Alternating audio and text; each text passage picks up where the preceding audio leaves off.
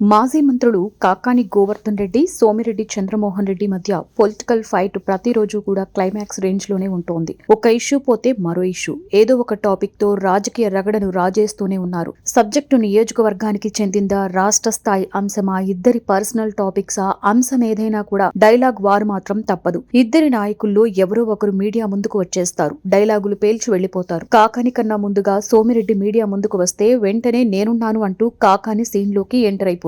అదే కాకాని గోవర్ధన్ రెడ్డి ముందుగా మీడియా ముందుకు వస్తే మైహూనా అంటూ గట్టిగానే కౌంటర్ ఇచ్చేస్తారు సోమిరెడ్డి. వీరిద్దరి మాటల్లో వాస్తవం ఉందా లేదా అనేది పక్కన పెడితే మాటల యుద్ధం మాత్రం ఒక రేంజ్ లో కంటిన్యూ అవుతూనే ఉంది. ఇలా దశాబ్దానికి పైగా వీరి మధ్య పొలిటికల్ వార్ కొనసాగుతోంది. గతంలో వీరిద్దరి మధ్య లిక్కర్, నకిలీ డాక్యుమెంట్లు, కోర్టు కేసులపై వివాదాలు, Krishnapatnam port container terminal, Bengaluru rave party వంటి టాపిక్స్ పై మాటల యుద్ధం జరగ్గా లేటెస్ట్ గా ఎమ్మెల్యే సోమిరెడ్డిపై కాకాని చేసిన అవినీతి ఆరోపణలు కాకరేపుతున్నాయి. అంతేకాకుండా 2 రోజుల క్రితం కరెంటు ఛార్జీలపై వైసీపీ చేపట్టిన ఆందోళనలు ఇద్దరి నేతల మధ్య మాటల యుద్ధానికి తెరతీశాయి. ఇరిగేషన్, మట్టి పనులు, ఉద్యోగుల బదిలీలలో ఎమ్మెల్యే సోమిరెడ్డి ఎన్నో అవినీతి అక్రమాలు చేశారని ఓ ప్రముఖుడు సీఎం అపాయింట్మెంట్ ఇప్పించమని అడిగితే అతన్ని గోల్డ్ లంచం అడిగాడని కాకాని ఆరోపించారు. సోమిరెడ్డి వాట్సాప్ కాల్ లిస్టు బయట పెడితే విషయాలన్నీ కూడా బయటకొస్తాయి అంటున్నారు. అంతటితో ఆగని కాకాని అవినీతి అక్రమాలకు పాల్పడలేదని కాణిపాకంలో ప్రమాణం చేయాలని సోమిరెడ్డికి సవాల్ చేశారు.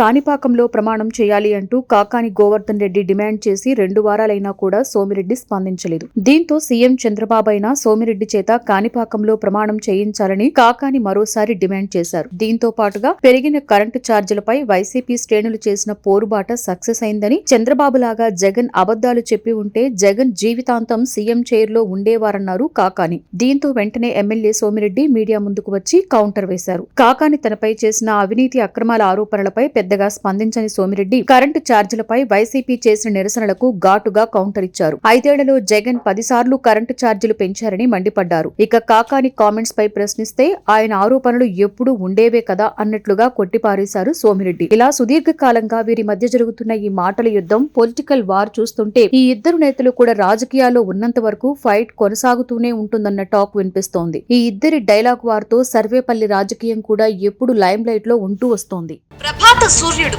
జాతీయ తెలుగు దినపత్రిక. ప్రతి అక్షరం నిజం వైపు. నిజం దాగదు, వార్త ఆగదు.